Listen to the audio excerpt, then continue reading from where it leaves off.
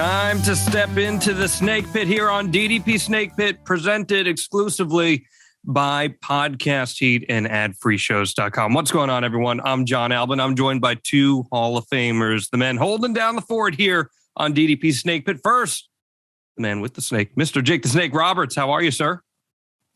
Couldn't be better, man. Glad Life's to hear a dream.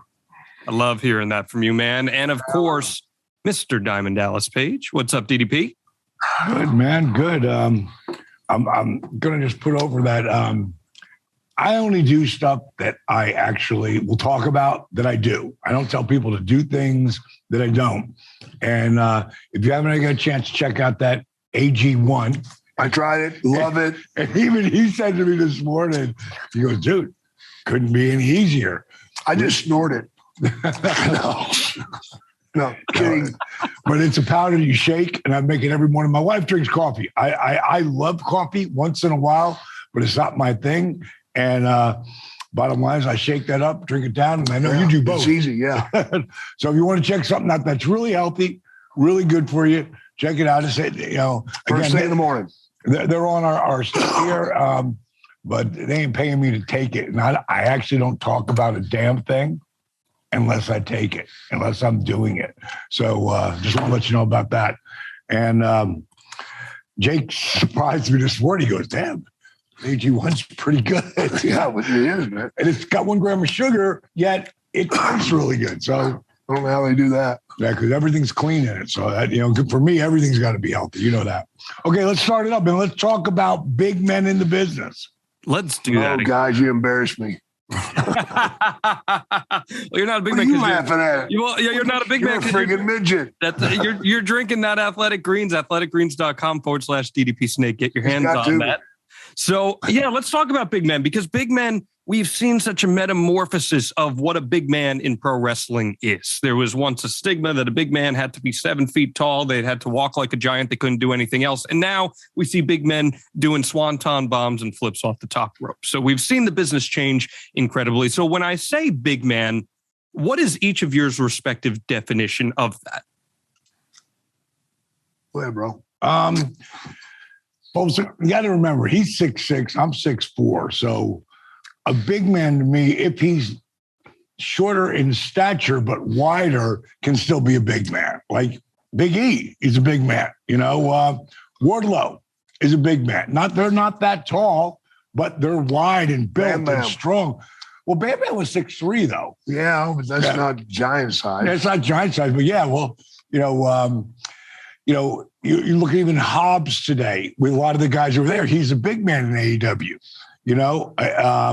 I think for me personally, it goes to me, the best all around. When I say all around, the look, the size, the work, the talk, to me, the best guy that was out there who could do all that shit was Kevin Nash, to me, because he had great run in both companies, changed the whole format of professional wrestling when him and Scott Hall came in with the NWO. It changed wrestling, especially because it blurred the lines through there. But as a big man, the guy could really talk. He had charisma, and it took a long time for him to find that through all the lousy gimmicks he went through. But as soon as they let him be Kevin Nash, and Diesel was was Kevin Nash.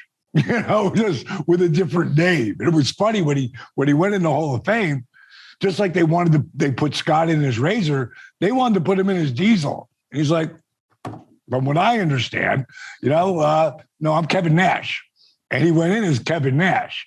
So to me, Big Kev, he to me overall, but if you take, then there's the giant realm of, Paul White, the Big Show, now AKA just Paul White. But for me, he was giant, and they brought him in as Andre's son, which in the world, especially back then, it was still like pretty hardcore wrestling fans. Everybody knows that's not Andre's son.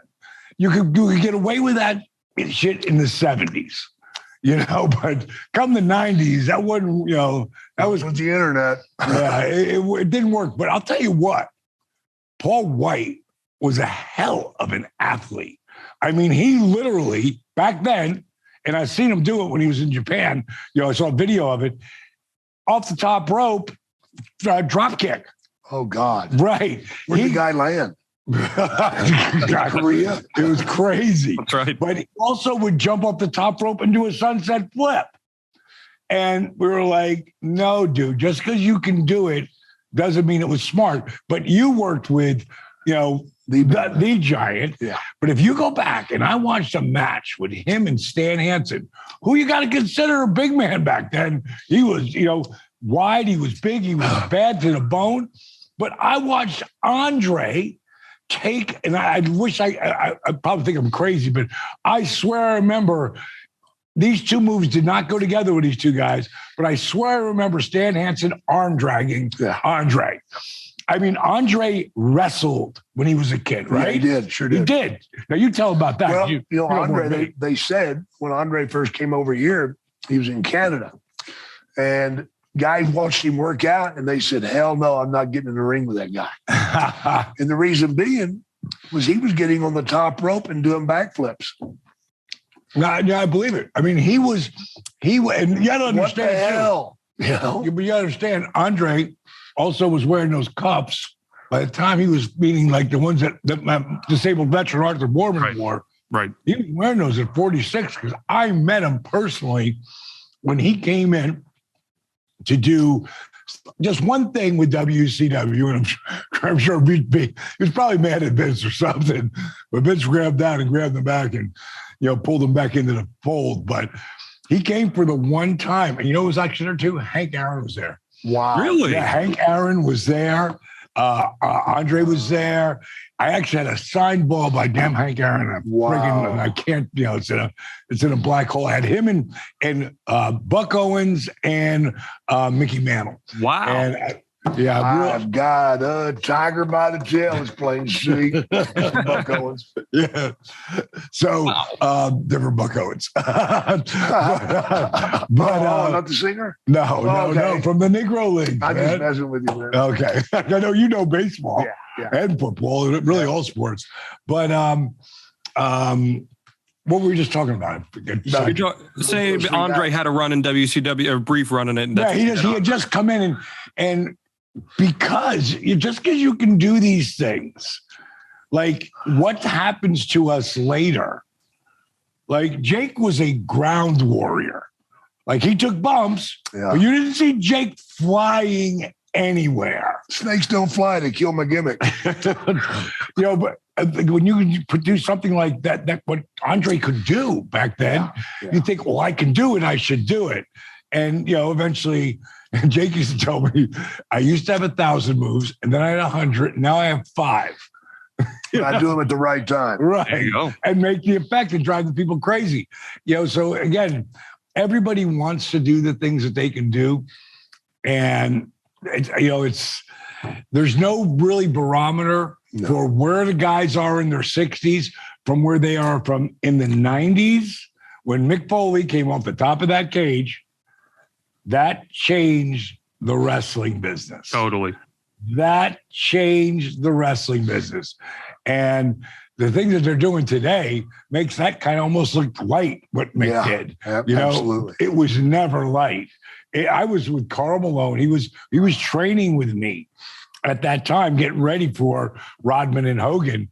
And when he was getting a massage and he just looked up for a second and he almost popped off the table. I was like, oh my God, what the hell was that? But I just couldn't believe Mick took that bump. Yeah. That could have killed him. I don't know how guys aren't breaking their necks every single night now. I don't know how, but it shows, one of the things we drank a lot and party a lot. A lot of those guys don't. Yeah, most of them don't. Yeah, so that's a lot of guys are straight edge. And I think that's one of the things that helps them with the ability. But back to the big man, Andre could do a stuff that you would never believe if you watched it from the 80s on. Yeah. You never would have believed it, man. Because I'm a student of it, especially when you want to work with a big man. It's like a big man like that is completely different how I'd work with Goldberg. Sure. Who's a big man? Very much so.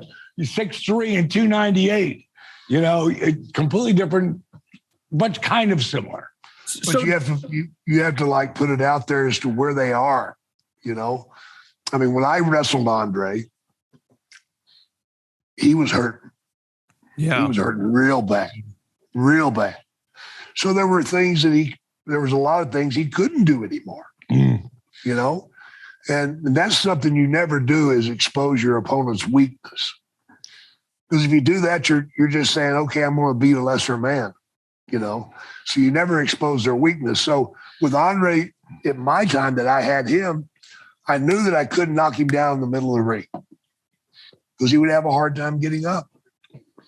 So we used the ropes a lot, you know, get him in the ropes. That way he could grab the rope, support himself, pull himself up, do all those things. But I had to do the same thing for Bad News Brown because he had bad knees. Right. If he took a bump in the ring, he was like a bug on his back, man. You know, it was a shame, but that's the way it was. Yeah. So you just don't do those things. You protect those guys. I grew up around a big man. Right. A little bit. My father was 7 foot, 425 pounds in his prime. But he went out there and tried to work smaller. He sold like a smaller guy, which, you know, it's pretty good when a 7 foot guy can get sympathy. So you're doing something right. But he would make the heel work for it.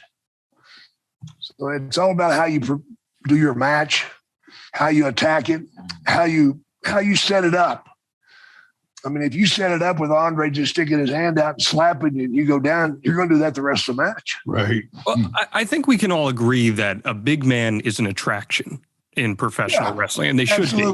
But one of the issues we've run into in recent years is that a lot of these big men, because they're so special, because they're such great athletes, they tend to get overexposed. I mean, Dallas, you just said earlier, Paul White was someone that could do sunset flips off the top rope if he wanted to. Well, Vince McMahon saw that Paul White was an athletic big man, and because of that, we saw him on TV every single week. We saw him wrestling every single week.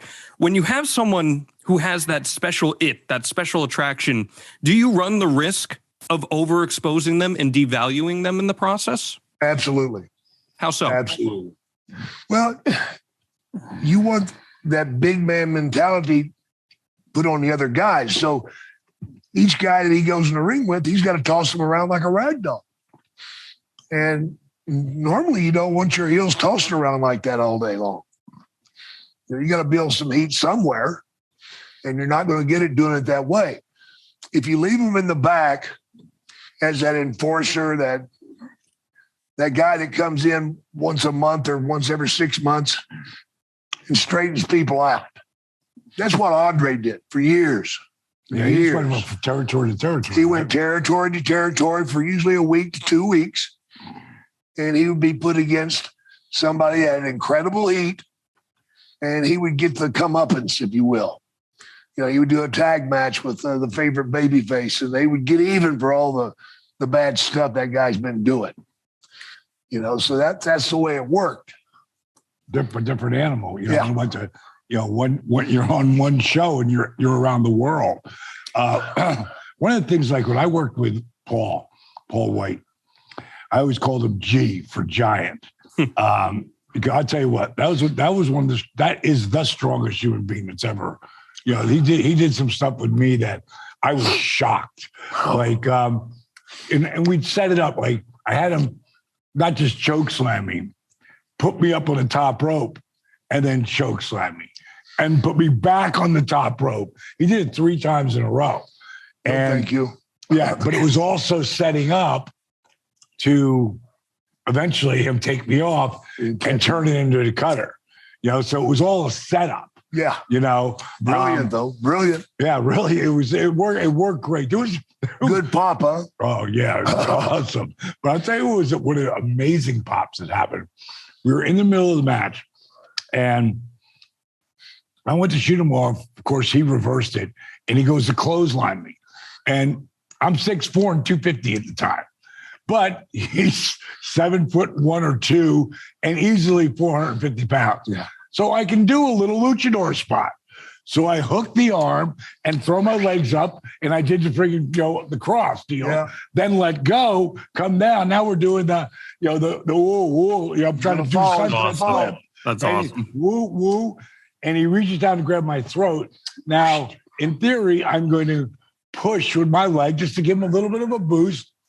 But when I did that, my foot slipped. So he's picking dead weight up. Dead weight. I'm 250 pounds if I'm a pound, and he did this. Whoop. Like I was 5. Which reminds me of what Andre used to do to me. God, I hated it. I hated this damn thing so bad. I'd be in the ring with him, and I'd go to throw a punch, and he would people don't realize Andre had quick hands. And they're like a catcher's mitt. And he'd just throw it up and catch my punch, which just jolted me. It made my wrist hurt, made my elbow hurt, and my shoulder hurt. It pissed me off, but I couldn't do anything about it. But you know what I'm saying? So what he would do is he'd hit me, and when he'd hit me, I'd go to take a bump. But he wasn't ready for me to take a bump. So he'd reach out, and as I'm flying backwards, grab me by the hair and pull me back up to my feet. Oh, my goodness. One-handed. God almighty. That's why that's gone. Help from oh, time. My God. And then he'd knock me down, and this was evil. I'd be flat on my back, and he'd put a foot on each side of my head. Oh, with your hair? Standing on my hair. Oh, God. Then he'd reach down and grab my arms and pull. He just ripped it out. And he'd say, giant haircut. That's what he called the spot, the giant haircut spot. So after that happened 2 or 3 times, I realized I got to protect myself. So I tried not to land on my back.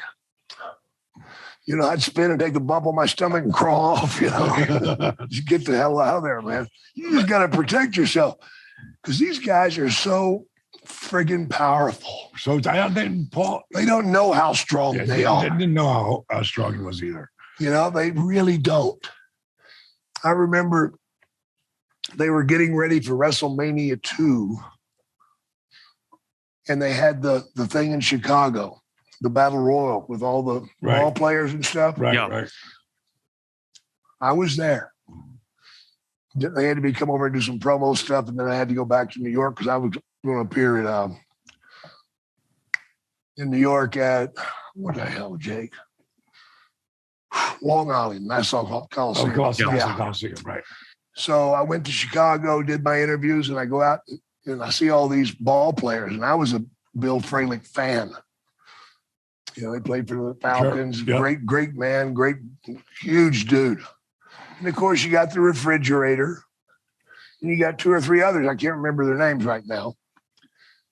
And they were talking about going through the match, then you'll do this, and then you're going to come over here, and Andre will do this to you. They said, well, what if we change our mind and we decide we want to win? And Andre giggled and said, I hope you do. Well, Jake wanted them. He wanted them to try. Andre the Giant is such a larger-than-life figure, not just literally, but figuratively. When you say Andre the Giant, you don't need to be a wrestling fan to know who Andre the Giant is. No. Let me interject. Go ahead. There. Anyone who's not seen that HBO special on him, that documentary, it's phenomenal. Go ahead. No, I was just saying, so to have that in your personal record book, that I got to work with someone who transcended pop culture. He transcended sports. He transcended professional wrestling. It was How such special an is honor that for you? Yeah, it was such an honor. And I thought, man, the wrestling fans really hate me because they keep cheering me on to fight this giant. And he's killing me. And about the 3rd match we had, I clotheslined him, which was stupid. Did you tear your shoulder? He went through me. Right. I thought it dislocated my shoulder. I went down in such pain, man, and I'm pulling on. You know how you grab it and try to pull it back onto your body? Yeah. He reached down and grabbed my wrist and jerked me to my feet. I passed out from pain. Passed out. Is that when he put the bear hug on you? Yeah. I woke up and he's singing to me a lullaby. Rock, little baby, no sleep. That's scary when you wake up to a giant singing a lullaby to you, man. Really scary. But I'll tell you one more about Andre. You remember Chuck Wepner? Yeah, Rocky. Mm-hmm. He was a balls up guy, man. Yeah. He decided during that fight that he had with Andre at Shea Stadium that he was going to throw a couple of good shots in on Andre and see what happened. He told me, he says, Jake, I hit him 3 times as hard as I could. As hard as I could. And he was wide open because Andre was working. Right. He said, I said, what happened? He goes, he picked me up and threw me 7th row. And if you watch the film from that, you'll see Andre scoop him and just walk over and toss him out there in the crowd. That's probably where the spot came with Hogan and Sly. Yeah. Thunder Lips. Yeah, in Rocky 3. That's probably where that spot came from. Let me tell you how, when you talk about strength of these guys, Kimberly and I were on the road, and I was tagging with Paul somewhere, I was a babyface by that time, and we were going against Harlem Heat. And Stevie, he was 300 plus pounds. Book was huge, man. He was about 265. He was big. And they both came on him on the corner. Boom, boom, boom, boom, boom. And I think they must have caught him with a couple. And he just went. He came out of that late, bent over position, and they went flying through the ring. I just made the tag. So they tried to attack him coming through the ropes. And they went, woo. And I looked at Kimberly, I go, did you see that? Oh, my God. But when we were doing our angle, the angle was at one point WC letters. Those letters weighed like 100, 150 pounds. He grabbed those letters like they were 5 pounds. Boom, boom, boom. Now we're going to go up on that platform, and he's going to choke slam me, and I'm going to fall probably about 8 or 10 feet and then hit, the stage and go through that. And all there is under there is a blow-up mattress, right? Yeah. And I look, and we're best friends. We drove together. Oh, God, I have so many funny stories of us driving together. But he grabbed me by the throat, and he goes to look and pick me up. And I look up at him, I go, gee, I haven't signed my contract yet. That's cold. He goes, oh, God. Sorry. He picks me up, and he turns me. Again, I'm 250 pounds. I can't remember how he did it, but he turned me, and you can almost see him laying me as far as he can go just to try to lay me flat. Oh, that's great. And the impact hurt, but it's nowhere near as much if he just picked me up and for that shit. Yeah, and tossed me, Yeah, the big man in that scenario, they don't know their own strength. Let's go to another guy, Goldberg. Goldberg was such a beast. I mean, I did spots that I made my own that I probably got from Terry Funk or somebody, like friggin' where, do the friggin' tackle, boom, tackle, and I go through the ropes myself, take the bump out, and just making him look like the beast that he could be out there, and I remember one time we were down at the power plant, and he goes, sweep my feet, and I'll flip around on my feet. I went, what? And I swung through, and he went, but he could just show his agility. He was it didn't hurt him, but he was strong as hell out there, boy. Consider you go back look at the match we had. He went and been working a year, when that happened, or maybe it's a year and a day or two. I don't know, but he was pretty green, but he did a hell of a job. Terry Gordy was a great big man. He was a great big man. He would fly. Regarding Goldberg, that was amazing. Regarding Goldberg is an elite athlete, right? Like comes from the NFL, great college football player, elite athlete. How difficult is it for someone who is that size with that athletic ability to learn their own strength? You just said before, Dallas, that a lot of these guys don't know their own strength because Goldberg over the years has had that stigma of, well, he can be a little rough, he can be a little bit. He was snug. You couldn't see through his shit for a reason. Right. I mean, he was coming with it. Wasn't going to hurt you intentionally. not try to hurt you. You know, he wanted you to bring it back too. You know, which I can remember. I brought my voodoo doctor, one of my best friends, Dr. Ken West, with me to that match because I knew I was going to be sore, you know, from Sunday, and then have to maybe main event on Monday, and they're going to put me back over after, you know, doing the job for Goldie, you know. So I brought him to make sure I had to step up, and I felt great. The match was super physical, but I felt great. We went to go eat. It's one of the places there in MGM, and I went to reach for the salt, and I went like, oh my God. I had a bruise. I don't know how, but it went like this big. I don't know if it was clotheslining them. I don't know what it was from, but it was there. Somebody that stuff, you know, when you don't really feel it out there, you feel it, but you don't. Yeah, you don't. When you really feel like when I ruptured my L4 and L5 in my back, when I tore my rotator cuff, I thought someone shot me. Yeah. Like literally with it, like here, boom, in the shoulder. When you get hurt out there and you know it, it's bad. You know you're really hurt. Yeah. You're not hurt. You're injured, and you're going to be out for a while. You need to get the hell out of the ring. Yeah. And some guys go like, I know when Paul Levesque, Triple H tore, you know, I know this from story. When he tore his quads, he kept going. Yeah.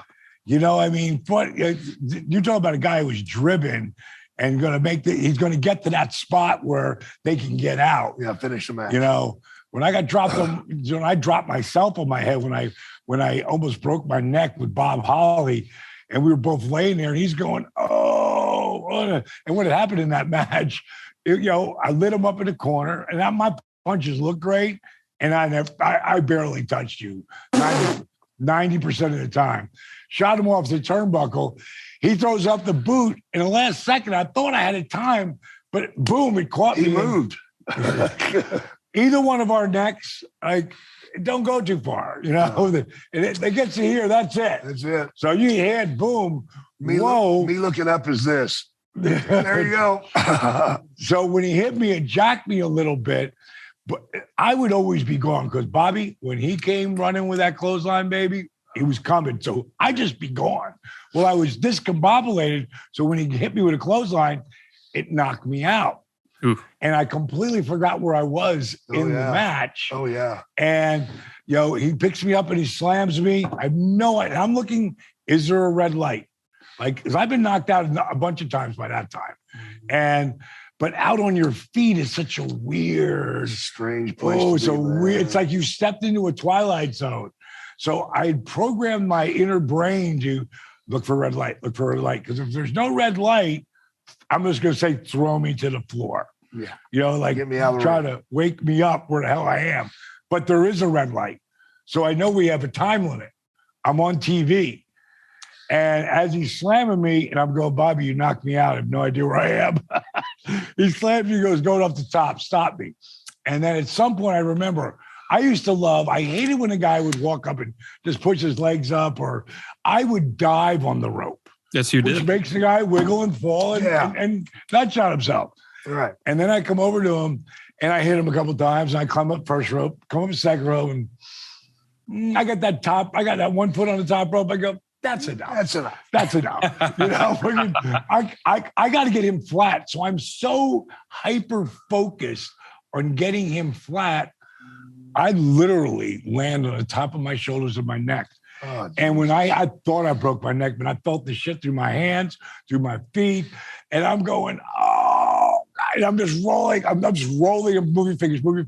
Like I'm thinking, please God, please God, please God, I didn't break my neck, you know. And I hear him going, oh, and I'm literally thinking to myself, what the hell is he bitching about? I know shit, I died. I laid him flat.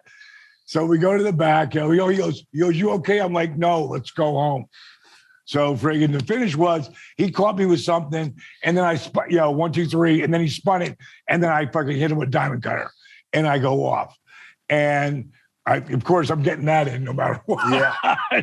You know, so fucking we get to the back, and he comes up, he goes, dude, I am so sorry. He goes, I know I caught you with that boot. I go, no big deal. It's not checkers, right? He goes, but I know I really got you with the clothesline. And he had huge biceps, probably like 19-inch biceps. And you could see my jaw imprint. He goes, I thought I tore my bicep on you. Oh, I killed you for that. Yeah, right. Brilliant. He goes, I thought I tore my bicep. And then he says, but you got my back. I got your back. How the hell did I get your back? He goes, dude, however you landed, when you landed, your feet came around so fast. My God. You hit me in the dick so hard. My dick was on fire. It burned. Oh, yeah. Oh, God, that's bad. When your dick's on fire, it's bad. Seriously, folks, don't try that at home. Oh, my God. You get stung so bad it feels like it's burning. Oh, yeah. It got a good laugh, but you could make, Jake, you know this feeling. Oh, yeah. From that moment, I'm doing this. Sure. Like, there's not even this at all. No. It's just, and I went right to the trainer. I go, I think I really hurt myself, man. And so, I went to train. That was my last match before coming back years later to do Rumble. And that was my last match probably for 2.5 years that I came back into TNA. And just because of doing all the DDPY, my whole body got strong. I'd broken up some scar tissue. I didn't need to have my neck fused. It was already fused in 2 places. Yeah. Once from birth, and once from abuse. Yeah. So I basically had it fused in 2 spots. That's why the limited, especially this side, not bad. That side, that's it. Yeah. But nothing compared to like him. He can't lay down and drop his head back on a pillow. Nope. Yeah. My head will still be that far off of it. Yeah, it's crazy looking. Well, but you know what's amazing, man? You can talk to 1,000 wrestlers and they can all give you a story about that time they got hurt. But what's amazing about it is 999 of them still finish their match. Adrenaline, the passion of wanting to finish this, just the guts, the intestinal fortitude. Yeah. I don't give a shit who you are. I mean, I broke an arm out there and the bone came through. My opponent threw up on me. What a jerk. I'm trying to finish the match. He's like, your arm. And he's spewing on me, man. It's a weird feeling. It's a weird feeling, man. Well, Jake, I actually saw not your arm protrude your skin, but I saw a big man getting hurt, and it's someone that you're familiar with, and he finished the match, and that's Lance Archer. I was at the Dynamite in October, was where he hurt his neck or his back, and he finished the match. He got through it. I want to talk about Lance Archer for a second because you've obviously gotten a chance to know him. I think Lance is one of the most underrated big men of his era, and I'd love to hear what you have to think about Lance Archer and what he brings to the table. It is so frustrating for me to see Lance in the spot that he's in. He's such a phenomenal athlete. He's in such great shape. There he is. He's got an unbelievable look. The only thing Lance doesn't do really well is talk. And that's why they brought me. That's why you're there. Yeah. So that was my spot, and I'm grateful for it. But I've tried to help Lance learn and teach him a little bit, and he's getting it. He's getting it. But there's nobody out there like him. Not his size. Well, one kid just came in there. Yeah, absolutely. And I'm hoping now William Morrissey, which is his real name, and hopefully they'll get those two to. There's some money there with those two, but I think and it's so weird for me to call Cass his real name, William Morrissey, because I've known him for Cass since he broke into business. But that kid, I mean, I look how he came back, and I'm so proud of him. First of all, doing all the right things, doing the right rehab, and putting the time in, and didn't take the first time, so he went back. And he put the work in, and he worked on his body, and he worked on his conditioning. And man, when he had somebody pushing him too. I just want to bring that up. Yeah, right. Yeah, one of my diamond daughters, Lexi, and him. She's just a shining star for him. She is so and incredible. really, and now she's on AEW doing the interviews and stuff, and doing a really great job. Because it's been 3 years in the making. She paid her dues. I worked with her for a period you worked of time. with her directly. Yeah. Yes, it was good. Absolutely. I videotaped that, as a matter of fact. It was fun, man. Just to have and she was hungry for it. Yeah. She was really hungry for it. Yeah. So and Cass, I think Cass could go on. He has the potential to be, one of superstar. the big men of this era. He's still young. He's like in his early 30s, and he's got a lot of potential to really take it home. So why does he have that potential? What intangibles does he have that can help make him a world champion? Well, first you have to look at him, look. Mm-hmm. He's a handsome son of a bitch. His body He reminds me of me a lot. Yeah, he's not. I'm sure. But he has the body. He puts the work in the gym. He's got the physical ability. He's a great athlete. And he can talk. He's got charisma. He's got all the it factors. It'll be interesting to see where his career goes over the next 2 years. Like, anytime any of those guys that I'm tight with, they need anything. I'm always there just to help, just a suggestion. I'll give suggestions, and I'll never get my feelings hurt if they don't take it. It's like, hey, you do what works for you. Like when I talked to Cody about making that move, I let him tell me everything you want to do, and I just gave him some suggestions, and that's all I did. And and look at him now, man. He is on fire right now, with WWE. And I mean, really, like the move was brilliant, because I tell you the thing is, I love the AEW fans. I think they are so wild and crazy and passionate, but I was kind of like blown away that they would turn on him and start booing him in AEW at that towards the end of his. It was really almost like the send off. He created that. If he never says him and the Young Bucks and Kenny Omega, he felt like they could draw 10,000 people. AEW never happens because there's never is an All In. True. And then what I love the most, and I got to get this off my chest because we didn't talk about it when we did the Rhodes family. I'm so glad that Code got to give that last promo where he talked about, because, I really like CM Punk, and I like what he did. And they talk about what do they call it? The pipe bomb? The pipe bomb. Yeah, the pipe bomb interview. But Cody got to go out there because he did the pipe bomb.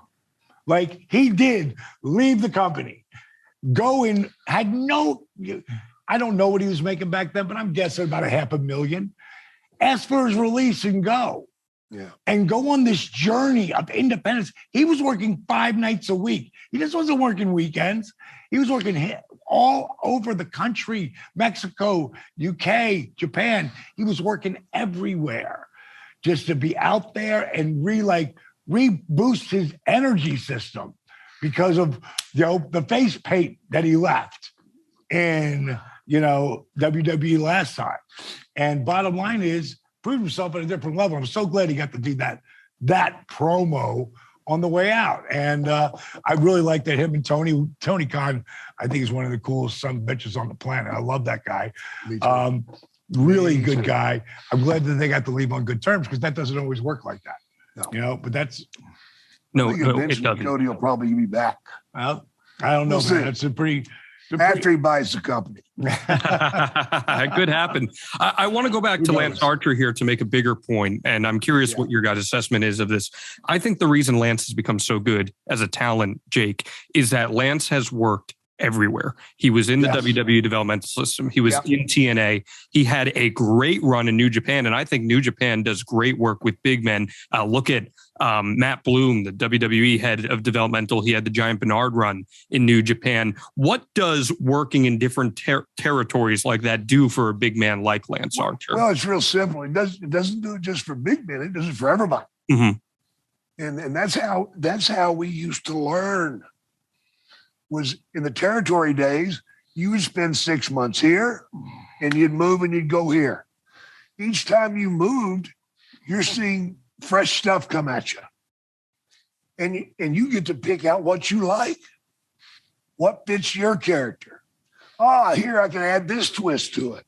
Then you go to the next place and the next place. It's kind of like doing stand-up in different little places. Like Jerry, even a guy like at the height of his career, Jerry Seinfeld or Chris Rock, they just don't go and do a big show. No. They do all little shows. You got to. It's what gives you fresh stuff. It's where you get reinvigorated, right, if you will, because you're having to start at the bottom again and go to the top again. There's an art to that. How to get over. Well, once you've been several places, you know how to get over. Right. You know how to do it the best way for you. And that's what a lot of guys don't understand. They think that you just got to go in and win some matches and you're going to be over. No. It's a lot different than that. You know, you brought him up earlier, and I knew him since he was 16, which is the beast from the East, Bam Bam Bigelow. Yeah. Those guys with Bam Bam was 16, 17 years old in high school, because we come from the same, like 6 miles apart, our homes were, you know. And kids would come up to, like, they're the heavyweight. They'd see him, they'd forfeit. Yeah. I would too. And like Steve Williams, Dr. Death. Oh yeah, in college, Dr. Death. and for Bammer, you know, when he went to Japan, that's when he went to a whole different level. Agreed. And the feuds he had with another unbelievable big man, Vader. Yeah. And Vader, man, he was. I mean, both of those guys for 400-pounders moved like they were 220. You know, they in their prime, when they could still go and still move, they moved like that. Another one, Yokozuna. Yeah. Oh my God, Rodney was, when I first saw Rodney back when I was in AWA. What a shame. I mean, what a performer, and everybody. I mean, he was a real deal, man. I mean, Rodney was amazing, man. And what he did with the whole thing with Bret Hart and that whole deal, the thing he did with Lex too. Lex too, yeah. Yeah. You know, like Lex, you don't consider Lex a big man, think like that, but he was 6'4", 285 pounds. Like, but he cut the ribbons. Oh man, with the greatest body ever, you know, as far as, you know, professional wrestling. But Lex was a lot of fun to work with. I had a lot of good times with him. And when you're a big man like that, like, they get cold. I mean, they sweat a lot because carrying all that muscle outside. Yeah. So if I was on the road with Luger and the car, I would, in the middle of summer, I'd bring a ski jacket. Like, because he would have the AC on full, and I'd be cold with a damn ski jacket. It's hard to keep all this meat fresh too. I understand. Well, Dallas, you brought up Yokozuna, and what about wrestling matches? When you're planning it out, you're trying to tell a story, right? You're thinking, okay, what story we can tell? What I love about a guy like Yokozuna is you take one look at Yokozuna and you know what the story of the match is already. Yeah. You don't have to go out there and reinvent the wheel. What do you think about that assessment, Jake? It's true.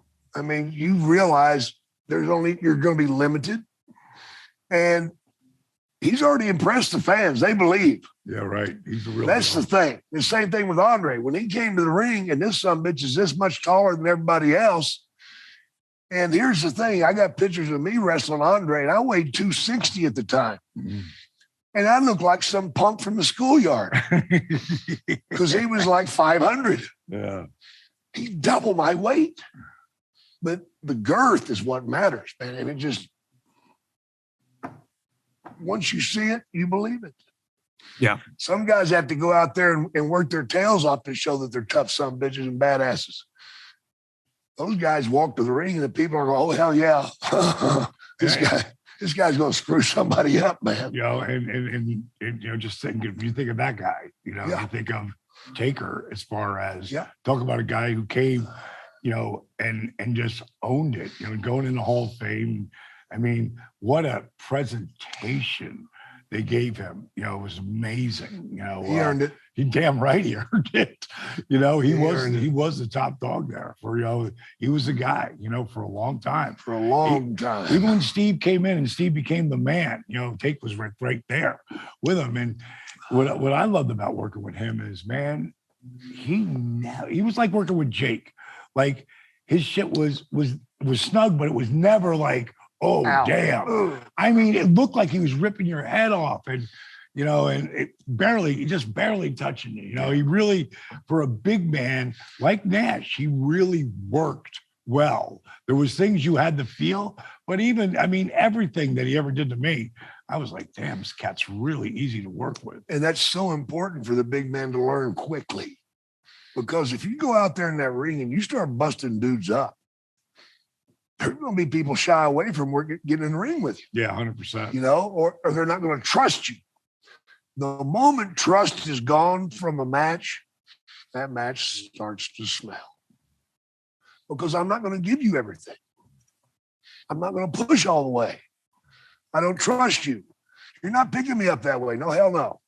We're not doing that move. Yeah. And another guy who had that same talent is Kane, who's like 6'8" and bringing 300 plus pounds and just underrated. I will go as far to say, great, though. I think Kane is the most underrated big man in the history of wrestling because he, from what I understand, he was used as like a litmus test for guys. MVP has told this story before when he was just getting on the main roster. They put him in the ring with Kane and they said, all right, tell us how the match goes. And see how it goes. Yeah. Why was Kane so good at what he did? What intangibles did he have that made him great? Well, it's probably because where he came from. Tennessee area, you're going to learn a lot there. You're going to see a whole lot. And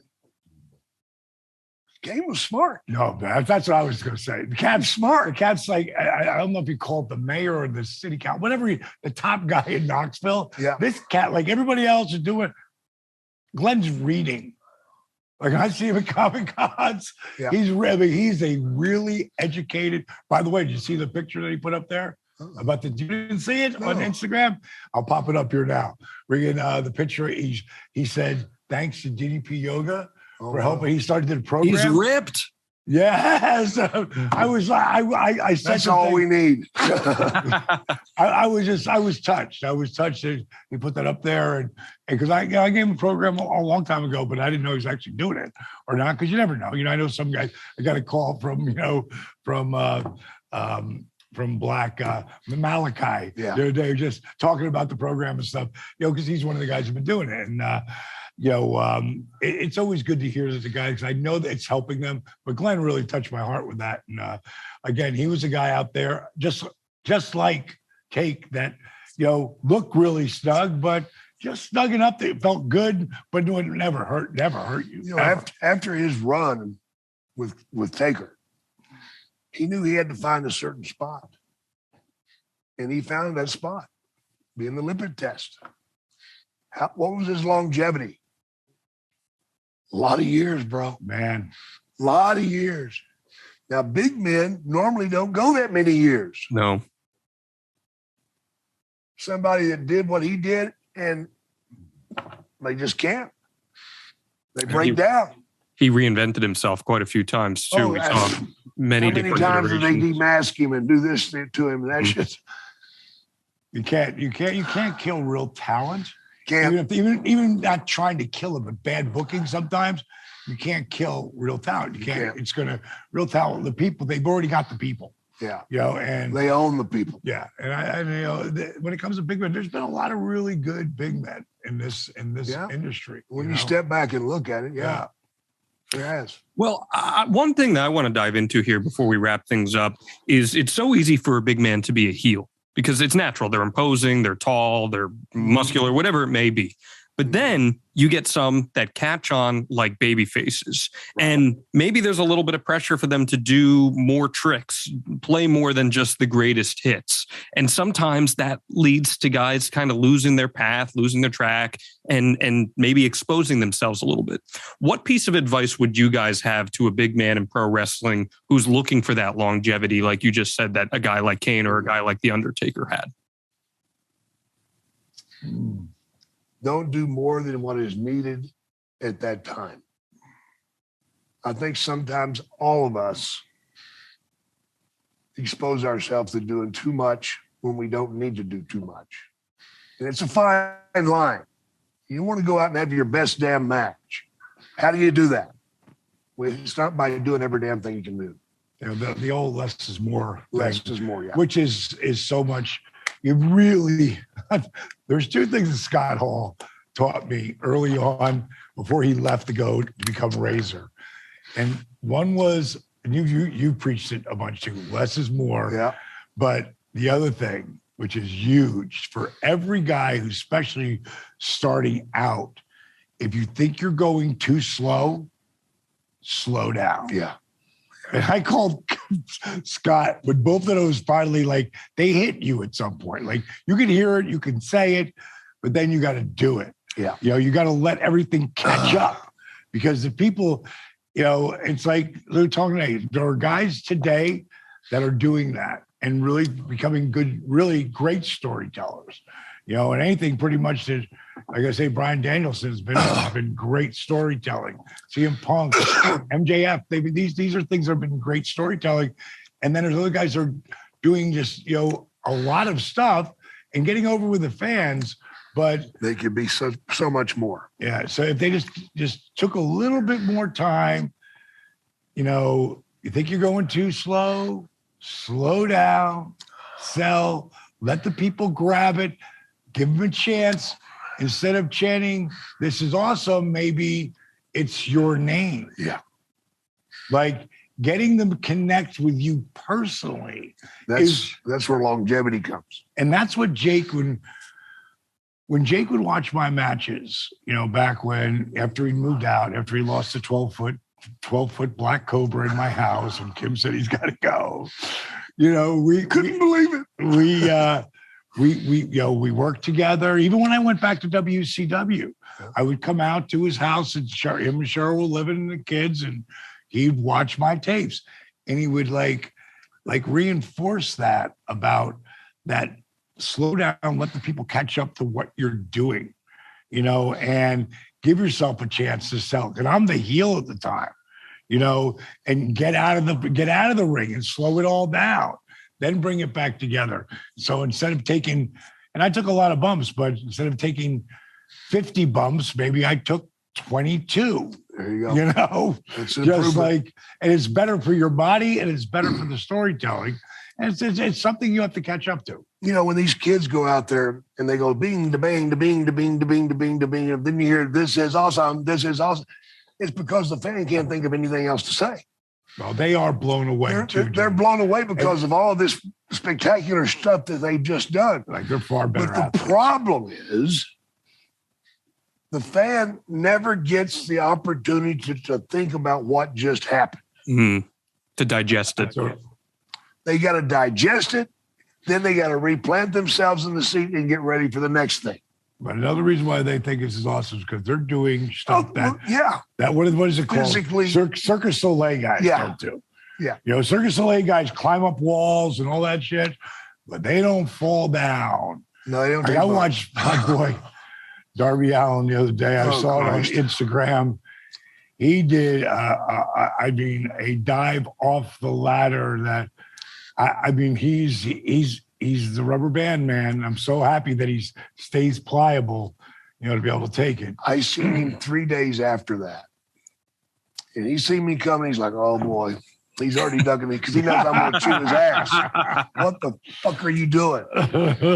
I said, tell me what you were thinking before that. He goes, Jake, I was starting to go up. When I got up there, I thought, well, I'm here. I'm going to the hospital. I know I'm going to the hospital this time. He said, and I was quite shocked that I didn't. It's really amazing. It's really amazing. I hit, and I thought, and I started moving stuff, and it all still worked. I thought, it wasn't that bad. I said, that's the worst thing you could have told me. Who caught him? Because I couldn't. It was Jeff Hardy. Jeff Hardy. Jeff Hardy. Jeff. Mm-hmm. Well, Jeff has been that guy. Yeah. Oh, yeah. You know what I mean? He was usually if anybody's going to catch you, Jeff Hardy should be the guy. Well, he knows what you're about to feel because he's felt that. That's another guy that, again, I don't see how he's still walking. Yeah, it's amazing, and it just goes, you know, for the, you know, it's Ric Flair. They're not working 7 days a week. That's part of it. That's part of it. But Ric Flair said it best. He said, "It's amazing what the body can get used to." Yeah. You know, I was like, yeah. And he's right. Because when you're doing the shit, like 3 or 4 or 5 nights a week. Yeah. Your body never gets a chance to hurt. Yeah, it gets you, but it gets used to it too, as opposed to like when I see the guys doing it 1 day a week. Oh man, I don't want to do that. Yeah, I started too old. If I was younger, feeling that maybe it doesn't hurt as bad. Not 1 day a week, brother. I don't want none of that. That beat me up. Well, let's get back. Let's close it out with the big man thing, man. So let's close it out indeed, gentlemen. Gun to your head. Who is the greatest big man in professional wrestling history? Each of you pick one. Oh God, I'm still saying Andre. It's for me. If you're going to say like the giant, then it's I would say Andre too. But if it's going to be the big man's overall, I'm going to say Kevin Nash from like I said right in the beginning. And I put Take right there too. Taker's got to be right next to him. So, but Kev's going to be my. If I'm picking a, how about Brody? Brody, there's another great one. There's another great. There's so many. Who never got to finish. Yeah, there's so many of them, but I'm going to send it out to Big Kev on mine. I like it. That's a strong move. I like it. Yeah. I mean, you mentioned Bruiser Brody, but I'd even say that one of the most underrated guys I've ever seen as a big man was the late, great Brody Lee that we just lost a few years ago. I thought he was one of the most underrated big men I've ever seen and wish he could have had a little more of a run. At least. He was a great worker, man. Just want to give him his flowers. But this was a great conversation, guys, and I really appreciate the insight that you shared with all of our fans here on DDP Snake Pit. A reminder, guys, check out both Jake and DDP on Cameo as you can every single day. They got some great stuff going on there. And Dallas, the rumor mill is suggesting that our European friends might be seeing you sometime in the next calendar year, I hear. Yeah, sometime in April, we're going to do a DDP Yoga workshop tour. And God did it 3.5 years ago. And a lot of feedback. So any of my UK friends out there, keep your just get on ddpyoga.com or diamonddallspage.com and you'll know when it's coming. And then we're going to hit from Glasgow down to London and Birmingham and Manchester, and all the main cities. So look forward to seeing everybody. See you next week, bro. We'll see you guys next week here on DDP Snake Pit.